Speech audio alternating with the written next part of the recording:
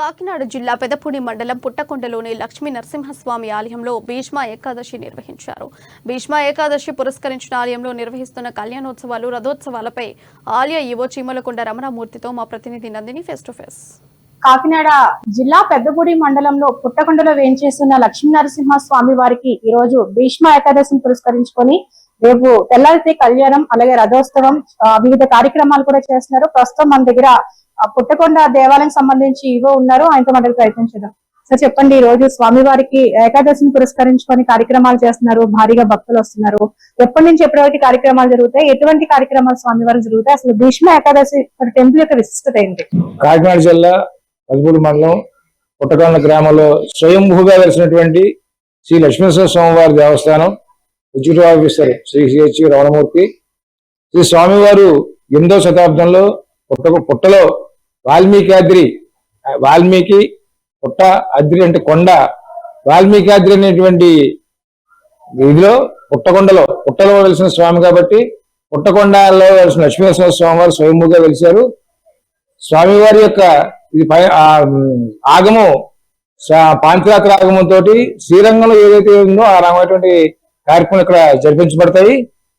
మాఘ శుద్ధ పాడ్యం నుండి ఏకాదశి వరకు కూడా స్వామివారి అధ్యయనోత్సవ కార్యక్రమాలు, అలాగే ఏకాదశి నుండి పౌర్ణమి వరకు కూడా స్వామివారికి కళ్యాణ మహోత్సవములు, బ్రహ్మోత్సవములు విశేషంగా జరిపించబడతాయి. పాంచరాత్రి ఆగమంతో శ్రీరంగంలో ఏదో ఏ రకంగా ఉందో ఆ రకంగా కూడా చేయడానికి ఇక్కడ స్వామివారికి తెల్లవారుజామున 2 గంటల నుండి పంచామృతాభిషేకం చేయడం జరిగింది. భక్తుల ఈ కార్యక్రమాన్ని తిలకించారు. అనంతరం స్వామివారి దర్శన కార్యక్రమాలు, అంకురార్పణ కార్యక్రమం రాత్రి జరిగింది. ఈ రోజు ధ్వజారోహణ కార్యక్రమం కూడా ఇప్పుడు కార్యక్రమం జరిగింది. రథోత్సవం 3 గంటలకి, కాసేపట్లో మధ్యాహ్నం 3 గంటలకి స్వామివారి రథోత్సవం అతివైభవంగా గ్రామస్తులందరూ కూడా చాలా విపరీతంగా వచ్చి స్వామివారి రథోత్సవం చేయడం చాలా విశేషం. రాత్రి గడువాహనం, పల్లకీ సేవ ఇవన్నీ కూడా రాత్రి 10 గంటల నుంచి ప్రారంభమయ్యి కార్యక్రమం పూర్తి తెల్లగంటలు 3 గంటలు అవుతుందండి. అలాగే 4 గంటలకి స్వామివారి కళ్యాణం ప్రారంభమవుతుంది. 8 గంటలకు కూడా స్వామివారి కళ్యాణం, అలాగే 5 రోజుల పాటు కూడా స్వామివారి విశేషాచరణ కార్యక్రమాలు ఉంటాయి. తర్వాత వన మహోత్సవం కూడా ఉంటుంది. ఆఖరి రోజు శ్రీపుష్పయాగ మహోత్సవం ఉంటుంది. ఈ కార్యక్రమాలన్నీ కూడా అనాదిగా చాలా కాలం బట్టి కూడా పాంచరాత్రి ఆగమంతో స్వామివారి భీష్మ ఏకాదశి రోజున వెలిసినటువంటి స్వామి కనుక ఆ రోజుని స్వామివారి దివ్య కళ్యాణ మహోత్సవం జరగడం, అంతకుముందు 10 రోజుల పాటు కూడా అధ్యయనోత్సవాలు అని చెప్పేసి 10 రోజుల పాటు పాడ్యం నుంచి దశమి వరకు కూడా అధ్యయనోత్సవ మహోత్సవాలు చేయడం కూడా పూర్వం వచ్చినటువంటి ఆనవాయితీ. స్వామివారి యొక్క దివ్య కళ్యాణ మహోత్సవంలో కార్యక్రమం 50 మంది భక్తులు ఉదయం నుంచి కూడా అభిషేకంలో పాల్గొన్నారు, దర్శనం చేసుకున్నారు. ఇప్పుడు కళ్యాణం ఏదైతే అర్ధరాత్రి కళ్యాణం మొదలవుతుందో ఇతర రాష్ట్రాల నుంచి కూడా స్వామివారి కళ్యాణాన్ని చూడడానికి అయితే చాలా మంది భక్తులు వస్తారు. వాళ్ళకి ఎటువంటి ఇక్కడ సౌకర్యాలు కల్పిస్తున్నారు? ముఖ్యంగా రామానుజ సేవా ట్రస్ట్ అని చెప్పేసి రామానుజ కూటమి అంటారండి. వీళ్ళు ఇకంతా కూడా పెద్దాపనాజీ వారు స్వామివారి ఆలయం నిర్మించడం, తర్వాత ఏంటంటే వైష్ణవ అగ్రహారాలు కూడా ఇవ్వడం, వాళ్ళకి భూములు ఇవ్వడం కూడా జరిగింది. వీళ్ళందరూ కూడా హైదరాబాద్, బెంగళూరు, చెన్నై నుంచి కూడా వీళ్ళు 10 రోజుల ముందు వచ్చి ఇక్కడ వాళ్ళ యొక్క నివాసాల్లో ఉండడం, స్వామివారి సేవలో పాల్గొనడం జరుగుతుంది.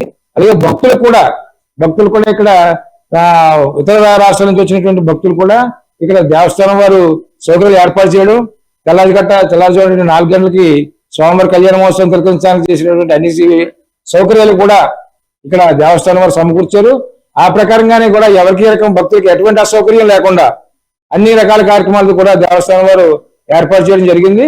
పోలీస్ బందోబస్తు, తర్వాత ఈ రథోత్సవ కార్యక్రమాన్ని కూడా విశేషమైన జనం వస్తారు కాబట్టి ఎటువంటి అవాంఛనీయ జరగకుండా మన పోలీసు వారు కూడా బందోబస్తు ఏర్పాటు చేయడం, అలాగే రాత్రి 10 గంటలకి గొడ్డు వాహనం ఊరేగింపది ఉంటుంది. ఇదంతా ఏంటంటే తెల్లగంట 3 అవుతుంది. అదంతా ఏంటంటే 4 గంటలకు స్వామివారి కళ్యాణ మహోత్సవం 8 గంటల వరకు 50 మంది భక్తులు పాల్గొని ఈ యొక్క కార్యక్రమాలను తిలకించి స్వామివారిని దర్శించి లక్ష్మీనరసింహ స్వామివారి అనుగ్రహ ప్రసాదం పొందాలని చెప్పి 50 మందికి విజ్ఞప్తి. ఇది ఏదైతే స్వామివారు భీష్మ ఏకాదశి రోజు పుట్టకొండలో స్వయంభూ వెలిసారు కాబట్టి ఈ గ్రామానికి పుట్టకొండ అనే ఒక పేరైతే వచ్చింది. పైగా స్వామివారిని దర్శించుకుంటే పిల్లలు లేని వారికి సంతానం కలుగుతారు, అలాగే పెళ్లి కాని పిల్లలకు అలాగే వారికి ఇక్కడ పూజలు చేయడం వల్ల కూడా వివాహం జరుగుతుందని ఒక అయితే నమ్మకం అయితే వస్తుంది. మరో పక్క ఏదైతే సంక్రాంతికి వారి ఇళ్లకు పిల్లలు ఎలాగైతే వస్తారో అలాగే ఈ రోజు జరిగిపోయే కళ్యాణానికి కూడా ఈ గ్రామానికి ప్రత్యేకత ఏంటంటే వారి కుటుంబ సభ్యులు కూడా ఈ పండగ వాతావరణంలో స్వామివారి కళ్యాణానికి అయితే తిలకించడానికి వస్తారని ఈ రోజు చెప్పడం జరుగుతుంది.